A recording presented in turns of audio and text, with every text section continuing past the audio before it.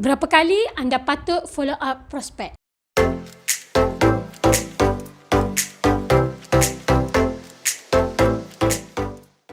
Hai, saya Nur Fazila Muhammad Noor.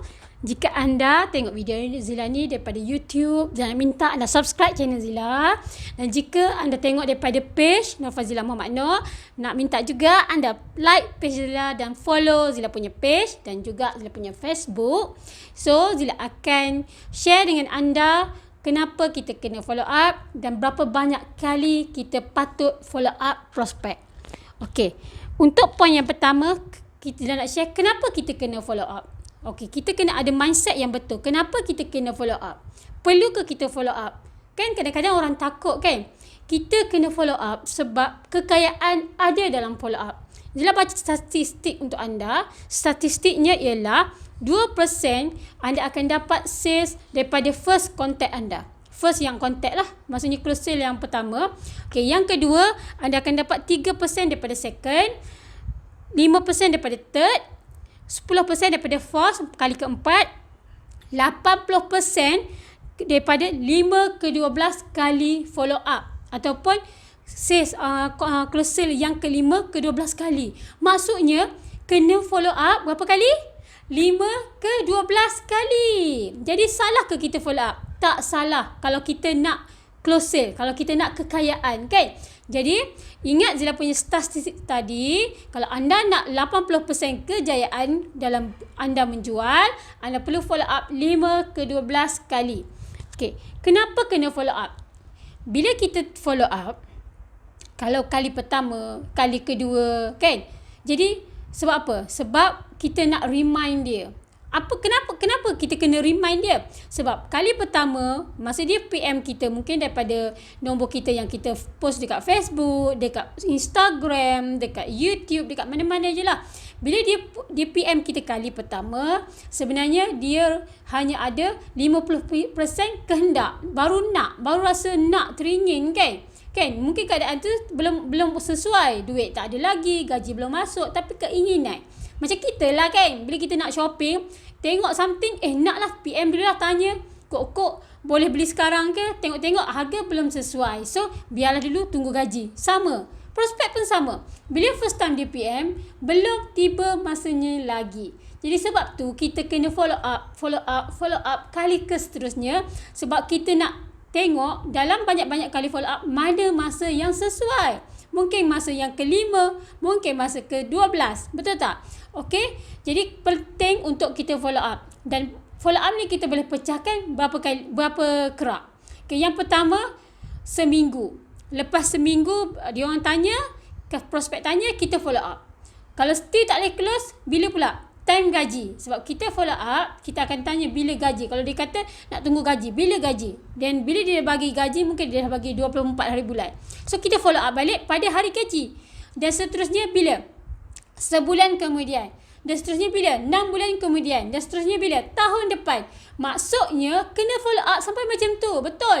Jadi, macam mana kita nak follow up kalau kita tak tulis nama-nama prospek kita dalam buku? Setiap kali kita dapat kontak yang PM kita, kita masukkan nama tu dalam buku. Kita tulis, siap-siap kan? Lina tanya pasal ni, dia kata tunggu gaji 24 bulan. Tulis note dekat dia punya nama tu, kita tulis description lah tentang dia, bila dia nak, apa-apa semua. Jadi bila kita nak follow up, kita akan buka buku kita, selak satu-satu. Okey, yang ni boleh kontak ni, last follow up dia pada 27 hari bulan. Sekarang dah 27 hari bulan, Mei dah kan, maksudnya dah sebulan. So boleh follow up macam tu sekali. Jadi kita kena kemas kini kita punya data. Sebab kingnya adalah dalam follow up, duitnya adalah dalam follow up. Okay, seterusnya, apa kesan follow up? Kesan follow up boleh menaikkan kita punya sales. Kesan follow up boleh menaikkan keyakinan prospek kepada kita. Kenapa Zila cakap keyakinan prospek kepada kita? Okay, yang pertama kali, bila customer PM kita, kan tak jadi beli, betul tak? Tak jadi beli. Tapi bila kita follow up, dia akan tengok, budak ni masih menjual beli ni. So dah naik orang kata credibility kita bahawa kita ni konsisten dan setia. Lepas tu bila kita follow up lagi, dia tak putus asa. Kan? Banyak positif yang dia boleh bagi kepada kita. Nombor 1, dia ni masih menjual. Kan? Boleh, maksudnya kalau aku cari benda ni, memang aku akan contact dia lah. Yang kedua, budak ni tak putus asa.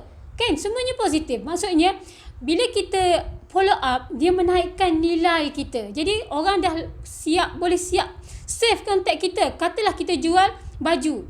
Zila baju. Memang kalau nak cari baju, dia scroll dekat dia punya address book, baju. Dia search baju kan. Okay, kita je keluar. Sebab, kenapa dia siap rename nama kita? Sebab kita yang konsisten follow up dia.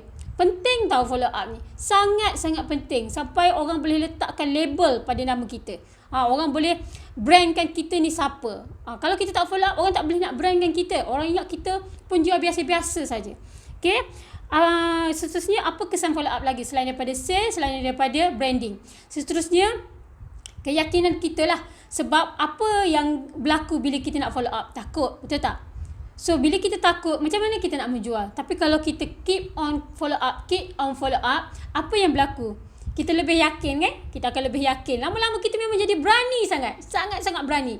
Nak follow up, apa barang kan? Tak takut lah nak follow up. Aku just nak share. Kalau sebelum ni, boleh ke follow up? Takutlah, mengganggu lah, apalah, macam-macam. Tapi bila kita dah sentiasa buat, repeat again, dan kita akan menaikkan keyakinan kita. So, banyak kelebihan follow up ni kan? Okay, point yang seterusnya ialah mindset.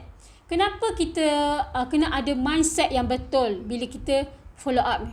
Sebab bila kita follow up, kita akan niat benda yang baik-baik. Aku just nak share. Kalau aku tak follow up, mungkin masa tu yang first time dia PM, mungkin dia belum bersedia, mungkin baru gaduh dengan suami kan. Mungkin masa tu tiba-tiba anak bocor ke apa-apa kan. Tinggal handphone jadi lupa. Nama kita pun tak sempat nak save. Kan? Pernah tak berlaku? Kita sendiri, bila kita tanya apa-apa nak beli, tiba-tiba kita terganggu dengan keadaan luar. Tiba-tiba tetamu datang, tiba-tiba postman datang. So, kita tinggal handphone kita, tak sempat nak save pun nombor. Betul tak? Bila tak sempat nak save, macam mana kita nak mesej penjual tu balik? Sama juga orang prospek kita. Macam mana dia nak hubungi kita balik? Kita lah yang kena hubungi dia. Kan? Janganlah tunggu dia hubungi kita. Kita nak ke dia nak? Betul tak? Okay. So, itu kena set mindset yang betul. Kita nak kongsi. Kita nak bagi kebaikan kepada orang. Kita nak sampai kebaikan kepada orang. Jadi, perlu untuk kita follow up supaya mereka dapat nilai-nilai tu. Dapat kualiti tu. Okay? So, follow up ni, bila kita tak cukup buat, apa yang berlaku kepada kita? Yang pertama, sales tak cukup lah. Sales tak naik. So, group kita pun tak berkembang. Income kita pun tak naik. Daripada bila kita tengok daripada situ, kenapa sales aku tak cukup? Kenapa grup aku tak berkembang? Sebab kita tak follow up dan kita tak duplicate ilmu follow up kita ni kepada tim-tim kita. So, ramai-ramai yang kita ada tapi tak buat pun. Kan dah tadi dia sebut, follow up ni adalah kekayaan. Kekayaan ada dalam follow up. Kalau tak buat tak buat follow up, adakah kekayaan itu? Tak ada. Jadi perlu buat follow up. Sangat-sangat penting. Okay. So, Zina nak share pengalaman kita sendirilah. Bila ada orang PM kita, contact kita kan. Bila ada orang contact kita, tak boleh close. Mungkin keadaan tak sesuai lah. Macam yang Zila share tadi. Tapi bila kita follow up balik, banyak yang Zila dapat sales daripada follow up. Memang Zila banyak dapat sales daripada follow up. Jaranglah yang kita dapat sales daripada first attempt kan. Percubaan pertama kita close tak terus berjaya. Adalah. Tapi kebanyakan yang kita dapat daripada follow up. Even yang pernah PM kita masa tahun 2013 pun, bila kita save contact dia, 2020 kita follow up, boleh close. Bayangkan berapa tahun? 7 tahun. Masih follow up. Okay? Masih follow up dan bagi sales kepada kita ribu-ribu ringgit. So, kontak kita ni sangat-sangat penting. Simpanlah elok-elok. Simpan elok-elok dan kita kena guna balik, korek balik kita punya list of contact tu untuk kita follow up balik. Mungkin tak pernah close sale 7 tahun lepas, baru kita nak close sale sekarang. Kan? Why not? Daripada orang lain ambil, lebih baik kita yang buat. Jadi, buatlah sekerap yang mungkin. Sebab yang Zila bagi, ingatkan Zila bagi statistik tadi, kali ke-5 dan ke-12, dia punya success rate ialah 80%, 80%. Compare to first try, kita hanya dapat berapa persen? 2%. 2% versus 80%. Banyak. Sangat-sangat banyak. So, follow up. Buatlah follow up. Buat follow up konsisten. Sebab kita buat, niat kita baik nak sampaikan apa yang kita jual ni, apa yang kita nak kongsikan ni kepada orang supaya orang boleh dapat manfaat. Kalau kita tak teruskan perjuangan kita, follow up, share lagi, apa yang kita buat ni tak akan sampai. Betul tak? Jadi Zila nak kupas balik, nak recap balik. So, point yang pertama tadi Zila sebut, kenapa kena follow up? Sebab kekayaan ada dalam follow up. Yang kedua, berapa kali kita patut follow up? Berapa kali tu tadi? Banyak-banyak kali. 5 ke 12 kali. So, macam mana nak pecahkan?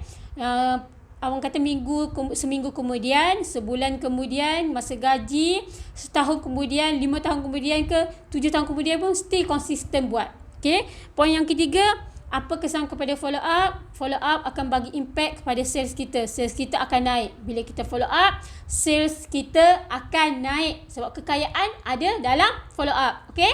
Okay, poin yang keempat ialah mindset yang betul. Kita niat, kita nak kongsikan kebaikan. Jadi apa salahnya yang kita buat ni? Tak salah pun. Buat je. Jangan bimbang. Orang kata ni lah, orang rasa terganggu. Tak. Orang memang tunggu-tunggu kita. Okay. Macam contoh Zila. Zila pun pernah nak beli something tau. Nak beli something. So, kita pun dapat seller. Sebab bila kita open, siapa nak jual, 2-3 orang nak jual kan. So, kita pun tak tahu nak pilih siapa. Jadi, kita cakap open to siapa yang paling serius. Siapa yang paling serius yang contact kita. So, mereka lah yang kita pilih. Tapi orang tu tak ada yang contact. Follow up pun tak. So, tak belilah. Tengok. Kesan kita tak follow up, kita tak boleh nak membeli. Sebab follow up ni adalah paksaan secara halus. Maksudnya memaksa untuk orang buat keputusan untuk beli. Okey, itu sahaja yang Zila nak share. Semoga bermanfaat kepada bisnes anda. Semoga kaya dan berjaya. So, jangan lupa untuk follow Zila punya page dan juga subscribe Zila punya channel. Sebab Zila nak kongsi banyak lagi info-info. Dan Zila juga ada satu grup, iaitu kita punya satu grup khas untuk kita kongsi pasal ilmu bisnes ni. Untuk semua range bisnes, macam-macam bisnes. Jika anda nak join grup istimewa ni, boleh hubungi Zila untuk Zila bagi link grup kepada anda. Good luck!